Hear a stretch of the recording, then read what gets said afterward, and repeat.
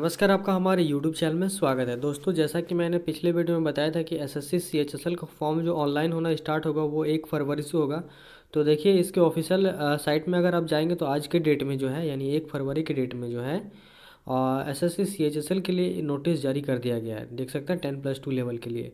तो इसके लिए आपको जो है जो भी सारा प्रोसेस है वो मैं बताऊंगा, लेकिन उससे पहले बता दूं कि अगर आप हमारे चैनल में फर्स्ट टाइम विजिट कर रहे हैं तो हमारे चैनल को जल्द से सब्सक्राइब करके बेल आइकन को प्रेस कर ले, ताकि आने वाले जितने भी सारे गवर्नमेंट जॉब्स के एग्ज़ाम्स हैं उसकी जानकारी मिल सके। साथ ही साथ मैंने टॉप 100 इंग्लिश वर्ड्स करा रखा है एसएससी के एग्ज़ाम्स के लिए, जो आपके आने वाले जितने भी सारे एसएससी सीएचएसएल सीजीएल एमटीएस और जो भी एसएससी के एग्ज़ाम्स होते हैं और इंग्लिश के वर्ड्स पूछे जाते हैं, वो सारा मैंने टॉप 100 इंग्लिश वर्ड्स का 10 वीडियो करा दिया है। ठीक है, 10वां वीडियो कल सुबह 6 बजे तक आ जाएगा। तो टोटल 1000 इंग्लिश वर्ड मैंने करा दिया है, तो वो ज़रूर करें। साथ ही साथ मैंने टॉप 100 जीके का 11 वीडियो करा दिया, यानी टोटल 1100 इंग्लिश का क्वेश्चन करा दिया है। जीके का, जीके जीएस का 1100 इंग्लिश जीके जीएस का क्वेश्चन करा दिया। तो इन सब को अगर कर लेते हैं तो मुझे लगता है कि 80 से 90% आप जो है सिलेबस तो कवर कर ही लेंगे। तो ज़रूर वो वीडियो जाकर हमारे प्लेलिस्ट में देखें। वैसे मैं डिस्क्रिप्शन में उसका लिंक जो है वो मैं आपको प्रोवाइड कर दूंगा। तो चलिए, ये जो नोटिस है उसके बारे में हम लोग जान लेते हैं कि इस नोटिस में क्या कुछ खास है। ठीक है, तो देखिए ये जो नोटिस है ये एसएससी के द्वारा रिलीज़ किया गया, और ये जो हमारा है अगर आपको नहीं पता है कंबाइंड हायर सेकेंडरी लेवल के लिए, तो मैं आपको बता दूं कि अगर आप 12 पास आउट हैं तो आप इस फॉर्म को भर सकते हैं, अप्लाई कर सकते हैं। ये combined higher secondary 10+2 level examination 2021। ठीक है, अब यहाँ पे देखिए, यहाँ पे कुछ कुछ महत्वपूर्ण डेट्स है जो मैं आपको थोड़ा सा बड़ा करके बता दे रहा हूँ। तो देखिए यहाँ पे date for submission of online application, देखिए 1 फरवरी से आपका स्टार्ट होगा, यानी आज ही से स्टार्ट हो चुका है, और ये आप 7 मार्च तक ऑनलाइन अप्लाई कर सकते हैं। सबसे पहला बात। दूसरा बात कि last date and time for receipt of online application, तो लास्ट डेट आपका जो है 7 मार्च तक ही है, रात 11 बजे तक। ठीक है, तीसरा चीज़ बोले तो last date and time for making online fee payment, अगर फ़ी पेमेंट करना है तो आप ऑनलाइन फ़ी पेमेंट कर पाएंगे। ये आप 8 मार्च 2022 तक कर पाएंगे, रात 11 बजे तक। ठीक है, तो दोबारा बता दूं कि ऑनलाइन आपका 1 फरवरी से 7 मार्च तक होगा। ठीक है, और लास्ट फी पेमेंट आप 8 मार्च तक कर पाएंगे, और last date and time for generation of offline challan, अगर ऑफलाइन चालान आप पे करना चाहते हैं तो आप 9 मार्च 2022 रात 11 बजे तक कर सकेंगे। और इधर आगे फिर लिखा हुआ है कि आपका last date for payment through challan during the working hours, तो आपका लास्ट डेट जो होगा वो 10/3 तक बताया जाए, तो उससे पहले आप कर लें। ठीक है, आप लास्ट डेट का आप इंतज़ार क्यों करेंगे। अगला जो हमारा है वो है हमारा date of window for application form correction. अब देखिए, अगर आप एप्लीकेशन फॉर्म भरेंगे और वहाँ आप किसी प्रकार की गड़बड़ी करते हैं तो उसमें आपको एसएससी आपको करेक्ट करने का भी वक्त देगा। ठीक है, online payment of correction charges. ठीक है, तो इसका करेक्शन चार्जेस भी लगेगा, यानी अगर आप फॉर्म को भरेंगे और कोई गलती हो जाएगा, उसको सुधार करना चाहते हैं तो उसके करेक्शन चार्जेस भी लगेंगे। तो वो आपका 11 मार्च से लेकर 15 मार्च तक आपका ये चलेगा, लेकिन आप गलती ना ही करें तो बेहतर है, क्योंकि दोबारा आप करेक्शन करेंगे फिर सुधार करेंगे, ये दिक्कत है। एक ही बार में भरें, लेकिन थोड़ा ध्यान से भरें ताकि कोई गलती ना हो। ठीक है अब देखिए, इसका तो जब आप फॉर्म भर लीजिएगा उसके बाद एग्ज़ाम जो होगा वो आपका टीयर 1 होगा पहले, उसके बाद डिस्क्रिप्टिव पेपर होगा जिसको टीयर 2 कहते हैं। ठीक है, तो इसमें 2 लेवल में होगा, एक टीयर 1 और एक टीयर 2। टीयर 1 जो होगा वो आपका ऑब्जेक्टिव टाइप के क्वेश्चन होंगे, टोटल 100 क्वेश्चन आपको सॉल्व करना होता है। ये आपका एग्ज़ाम मई 2022 में होगा। ठीक है, और इसके अलावा अगर टीयर 2 का बात करें तो टीयर 2 आपका डिस्क्रिप्टिव पेपर होगा, जिसमें इसे ऐसे और एप्लीकेशन वगैरह लिखना होता है। इसके बारे में अभी नहीं बताया गया, लेकिन यहाँ पे बता दिया गया टू बी नोटिफाइड लेटर, लेकिन इसके बारे में जो भी डेट होगा वो आगे आपको नोटिफाई कर दिया जाएगा। ठीक है, आगे देखिए, आगे मैं आपको बता दूं कि government strives to have a workforce which reflects gender balance and women candidates are encourage to apply. Pay scale का आप देख लीजिए, पे स्केल अगर आप देखें, देखिए इसमें जो अलग अलग तरह के पोस्ट आपको मिलेंगे। सबसे पहले लोअर डिवीज़न क्लर्क होता है, यानी एलडीसी का पोस्ट होता है, और जूनियर सेक्रेटरीट असिस्टेंट होते हैं, यानी जेएसए होता है। पे लेवल आपका देख सकते हैं, लेवल 2 के पे लेवल में आपको पे मिलेगा और इसमें आपका जो है 19,900 से 63,200 तक इसका पेमेंट होता है। अगला पोस्ट जो होता है वो पोस्टल असिस्टेंट यानी पीए का होता है, या सॉर्टिंग असिस्टेंट यानी एसए का होता है। पे लेवल आप देख सकते हैं 25,000 से लेकर 81,000 तक जाता है, थोड़ा सा उससे लेवल हाई है, लेवल 4 में ही आता है, ठीक है।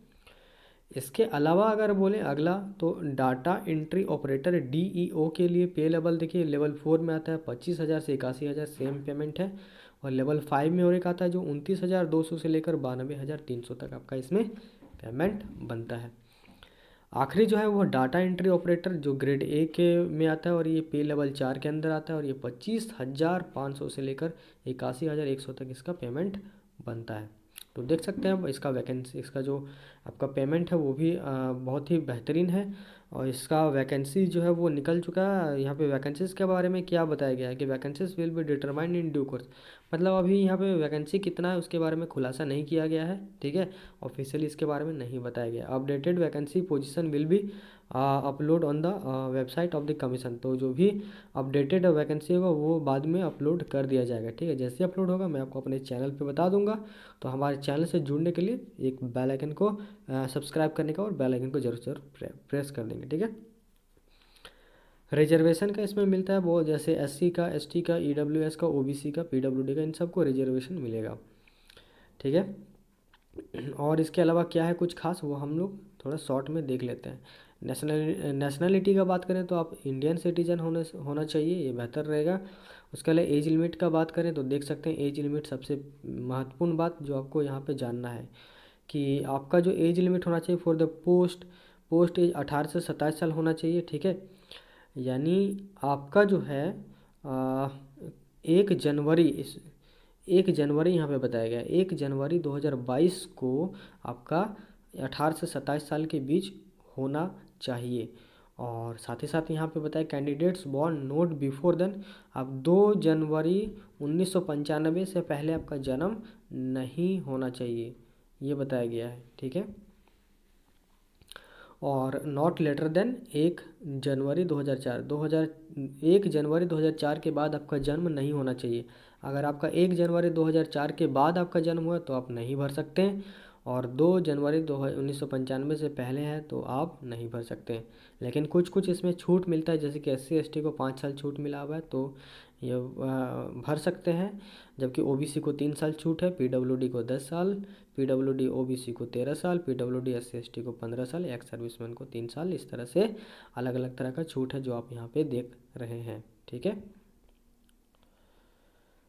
यहाँ पे एक महत्वपूर्ण बात बता दिया गया है कि असेंशियल क्वालिफिकेशन क्या होना चाहिए। तो मैंने जैसे बताया था फॉर एलडीसी का पोस्ट होता है लोअर डिवीजन क्लर्क का, जेएसए का होता है, और पीए का होता है, एसए का, डीईओ का होता है। ये सब कैंडिडेट मस्ट हैव पास्ड, आप 12वीं पास होना चाहिए और इक्विवेलेंट में होना चाहिए, ठीक है।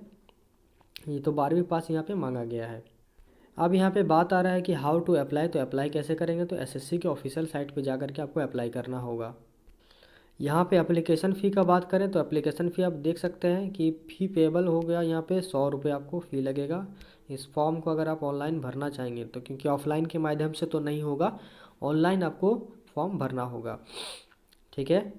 लेकिन यहाँ पे बता दिया है कि women candidates and candidates belonging to schedule caste, schedule tribe, पीडब्ल्यूडी, ईएसएम, ठीक है, इन सब को पेमेंट में छूट मिलेगा, ठीक है। यहाँ पे छूट का बात बताया गया है। पेमेंट आप जो है भीम यूपीआई से कर सकते हैं, Visa, Mastercard, master, RuPay, credit card, debit card, इन सब से आप कर सकते हैं, और एसबीआई ब्रांच में जाकर एसबीआई चालान के द्वारा पेमेंट कर सकते हैं। अब अगर थोड़ा सा हम लोग इसमें सेंटर का बात करें तो देखिए आपका जो है एक होता है सेंट्रल रीजन, यानी सीआर में आपका बिहार आता है और उत्तर प्रदेश आता है। इसमें आप भर सकते हैं जो वो है भागलपुर सेंटर चूज़ कर सकते हैं, मुजफ्फरपुर, पटना, पूर्णिया, आगरा, बरेली, गोरखपुर, झांसी, कानपुर, लखनऊ, मेरठ, प्रयागराज, वाराणसी, इन सब में आप सेंटर चूज़ कर सकते हैं, ठीक है। इसके अलावा अगर हम लोग ईस्टर्न रीजन का बात करें, ठीक है, तो ईस्टर्न रीजन में हमारा अंडमान निकोबार, झारखंड, उड़ीसा, सिक्किम, वेस्ट बंगाल आता है, ठीक है। तो इसमें आपको सेंटर मिलेगा पोर्ट ब्लेयर, बोकारो, हजारीबाग, जमशेदपुर, रांची, बालासोर, बरहमपुर जो उड़ीसा में पड़ता है, भुवनेश्वर, कटक, ढेनकेनाल और राउरकेला, उसके बाद संबलपुर, गंगटोक, आसनसोल, बर्डवान, दुर्गापुर, कल्याणी, कोलकाता, सिलीगुड़ी, ये सब आप चूज़ कर सकते हैं। उसी तरह से आप यहाँ पे देख लीजिए, कर्नाटका केरला रीजन जो KKR में आता है, उसमें आपको ये सब सेंटर मिलेगा। उसके अलावा मध्य प्रदेश रीजन यानी MPR में जो छत्तीसगढ़ एवं मध्य प्रदेश के अंदर आपको ये सब रीजन मिलेगा। ठीक है। उसी तरह से आप देख सकते हैं कि यहाँ पे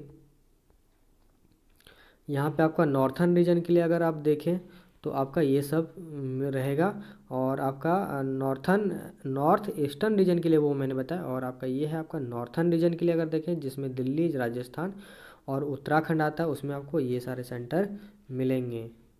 ठीक है, ये सारे सेंटर मिलेंगे।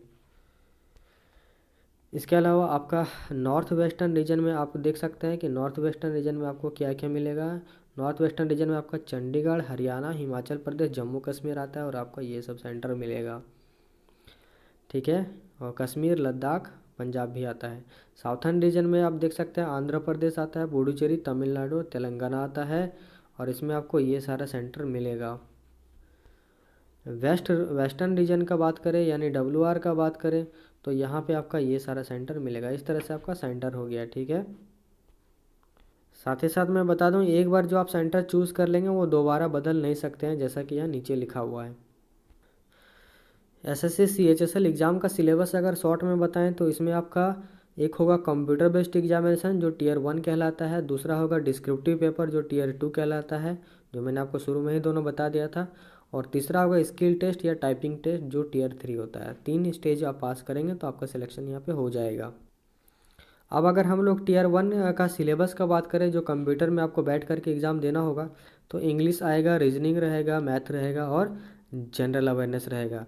सब में 25-25 क्वेश्चन रहेगा, और आपको प्रत्येक क्वेश्चन में 2-2 नंबर मिलेगा, यानी 50-50 नंबर करके टोटल आपको 200 नंबर मिलेगा, और 200 नंबर आपको मिलेगा। और इसमें आपका जो है 100 क्वेश्चन हो जा रहा है, तो 25 चौक 100 यानी 100 क्वेश्चन सॉल्व करने में आपको 80 मिनट दिया जाएगा, 60 मिनट दिया जाएगा, यानी 1 घंटा मिलेगा। ठीक है, 1 घंटा में आपको सॉल्व करना होगा।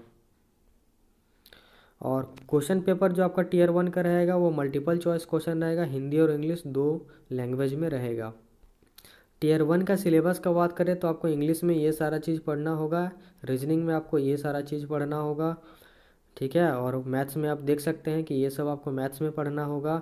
उसका जनरल अवेयरनेस में आपको ये सब पढ़ना होगा। Tier 2 का बात करें तो Tier 2 में आपको ये सब इसका सिलेबस रहने वाला है। ठीक है, देख लीजिए। और आपका टाइपिंग में देख सकते हैं कि टाइपिंग में आपको क्या यहाँ पे बोला गया, वो सारा चीज़ आप यहाँ पे टाइपिंग में देख लीजिए। Tier 3 जो स्किल टेस्ट और टाइपिंग होगा, यहाँ स्किल टेस्ट के बारे में बताया गया है जो डाटा एंट्री ऑपरेटर के लिए है। ठीक है, और टाइपिंग टेस्ट आपका जो होता है वो LDC पोस्ट के लिए, GSA के लिए होता है, और पोस्टल असिस्टेंट और सॉर्टिंग असिस्टेंट के लिए होता है टाइपिंग टेस्ट। ठीक है, और देख लेते हैं। तो इस तरह से जो है मैंने SSC CHSL का क्या क्या आपका इसमें इंपॉर्टेंट चीज़ है वो मैंने बता दिया। अगला वीडियो में मैं आपको बताऊंगा कि इसका फॉर्म को भरने क्या क्या कहाँ क्या भरना चाहिए, क्या आपको फिलअप करना है, उसका मैं एक फॉर्म फिलिंग प्रोसेस पूरा एक वीडियो जल्द लेकर आऊँगा। ठीक है, तो यहीं पे इस वीडियो को समाप्त करता हूँ। अगर आप हमारे चैनल में पहली बार विजिट कर रहे हैं तो ज़रूर से ज़रूर सब्सक्राइब कर लें, ताकि आने वाले जितने भी सारे गवर्नमेंट जॉब्स हैं, आने वाले जितने भी सारे GK GS के प्रश्न हैं, आने वाले जितने भी सारे इंग्लिश वर्ड्स हैं, करंट अफेयर है, इन सभी की जानकारी आपको मिल सके। आप सभी का बहुत बहुत धन्यवाद।